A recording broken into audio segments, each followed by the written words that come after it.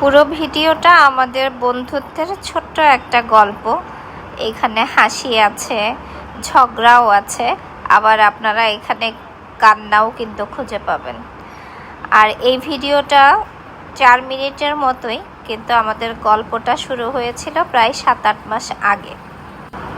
আমাদের এখানে আমরা 2 বান্ধবী ছিলাম, বাট আমরা 3 বান্ধবী একই রকম শাড়ি পরে এভাবে হাঁটার কথা ছিল, এভাবে ভিডিও বানানোর কথা ছিল।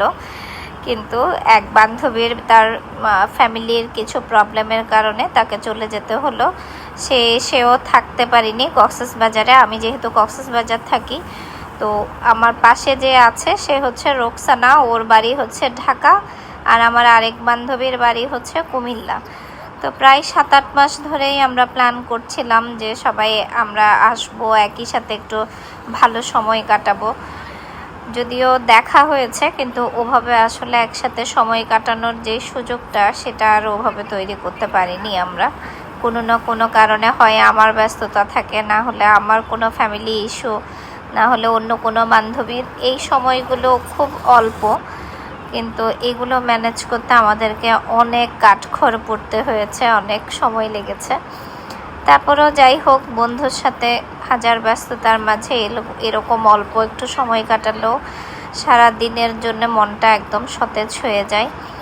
তো আমার এক বান্ধবী চলে গিয়েছে, ওকে অনেক বেশি মিস করছিলাম। ও মাত্র একটা দিন ছিল কক্সবাজারে আমাদের সাথে।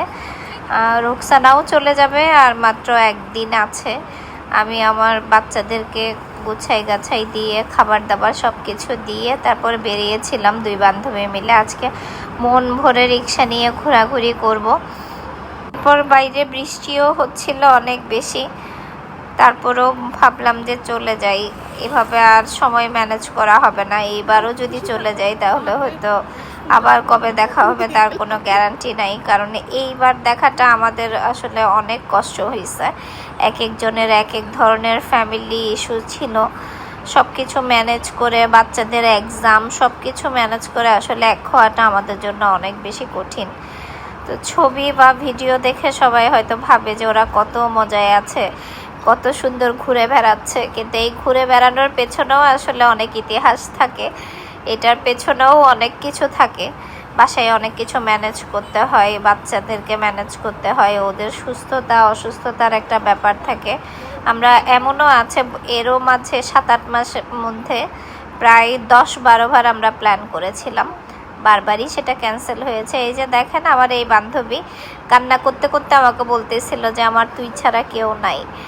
এই যে এমন একটা কথা, এটা যে কত দামি, এ ধরনের একটা কমপ্লিমেন্ট পাওয়াটা ভীষণ ভালো লাগার। তো আমার খুব ভালো লাগে, ও বরাবরই আমাকে অনেক বেশি ভালোবাসে। এটা সবার সামনেই বলে যে আমার যত বন্ধু আছে তার মধ্যে রুমি হচ্ছে আমার সবচেয়ে প্রিয়, আমার সবচেয়ে পছন্দের। আলহামদুলিল্লাহ, কারো পছন্দ আমি কারো পছন্দের, এটা ভাবতেও আমার বেশ ভালো লাগে।